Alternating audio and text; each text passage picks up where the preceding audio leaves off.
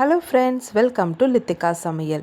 இன்றைக்கி நம்ம ரவையை வச்சு ஒரு சுவையான குழிப்பணியாரம் தான் செய்ய போகிறோம். வாங்க எப்படி செய்கிறதுன்னு பார்க்கலாம். அதுக்கு ஒரு கப் அளவு ரவை எடுத்துருக்காங்க. அது மிக்ஸி ஜாரில் சேர்த்துக்கலாம். வாசனைக்கு 3 ஏலக்காய் எடுத்துருக்கங்க, அதையும் மிக்சியில் சேர்த்துக்கலாம். இப்போ மூடி போட்டு நைஸாக அரைச்சி எடுத்துக்கலாங்க. இந்த அளவுக்கு நைஸாக அரைச்சி எடுத்துக்கணும். இப்போ அரைச்சதை ஒரு பவுலுக்கு மாற்றிக்கலாம். அடுத்து அரை கப் அளவு நான் மைதா மாவு எடுத்துருக்கேங்க. மைதா மாவு இல்லை கோதுமை மாவு, ரெண்டுத்தில் எது வேணாலும் எடுத்துக்கலாம். இப்போ இதையும் இதனோட சேர்த்துக்கலாம். அடுத்து கொஞ்சமாக தூள் உப்பு சேர்த்துக்கலாம். அடுத்து ஒரு பிஞ்சு அளவு ஆப்பசோடா சேர்த்துக்கிறேங்க. ஆப்பசோடா சேர்க்கும் போது பணியாரம் உப்பிக்கிட்டு வரும், வேண்டாம்னா ஸ்கிப் பண்ணிக்கோங்க. ஒரு கப் அளவு துருவின தேங்காய் எடுத்துருக்காங்க. இது அரை மூடி தேங்காவை நான் துருவி வச்சுருக்கேன், அதையும் சேர்த்துக்கலாம்.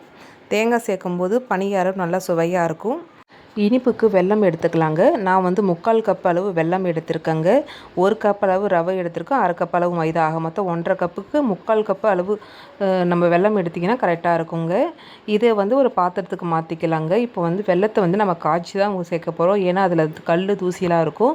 நம்ம வெல்லம் எடுத்த அதே அளவு நம்ம தண்ணியும் சேர்த்துக்கலாங்க. இப்போ அடுப்பில் வச்சு நல்லா கரையட்டுங்க. அப்போ தான் நமக்கு அதில் இருக்கிற தூசி மண்ணெலாம் வரும். இப்போ நல்லா வெல்லம் கரைஞ்சிடுச்சிங்க. இப்போ நம்ம ஒரு வடிகட்டியால் வடிகட்டிக்கலாம். வெல்லம் காய்ச்சிய தண்ணி எல்லாத்தையும் சேர்த்துக்கலாங்க. இப்போ பாருங்கள், வெல்லத்தில் எந்த அளவுக்கு தூசி மண்ணெலாம் இருக்குதுன்னு. வெல்லம் சேர்க்கும் போது இதுமாரி நம்ம காய்ச்சி தான் நம்ம சேர்க்கணும். அப்போ தான் அதில் இருக்கிற தூசி மண்ணெலாம் வரும். இப்போ நல்லா கலந்து விட்டுக்கலாங்க. இப்போ காய்ச்சி ஆற வச்ச பால் நான் வச்சுருக்கேங்க, அரை கப் அளவு, அதையும் சேர்த்துக்கலாம்.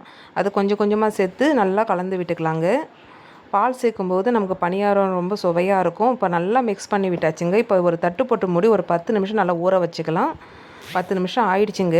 இப்போ பணியார கல்லில் நெய் இல்லைன்னா எண்ணெய், ரீஃபண்ட் ஆயில் எது வேணாலும் சேர்த்துக்கலாங்க. இப்போ நல்லா சூடாகிடுச்சு எண்ணெய்.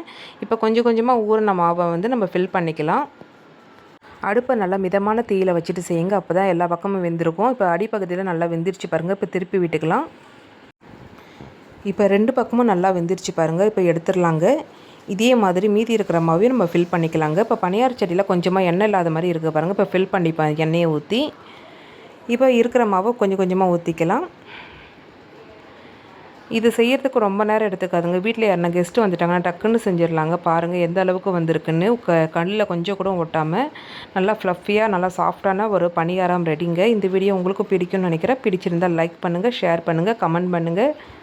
மறக்காமல் நம்ம சேனலை சப்ஸ்கிரைப் பண்ணுங்கள். பக்கத்தில் இருக்கிற பெல் ஐக்கானையும் கிளிக் பண்ணுங்கள். அப்போ தான் நான் அடுத்தடுத்து போடுற வீடியோ உங்களுக்கு நோட்டிஃபிகேஷனாக வரும். நன்றி, வணக்கம்.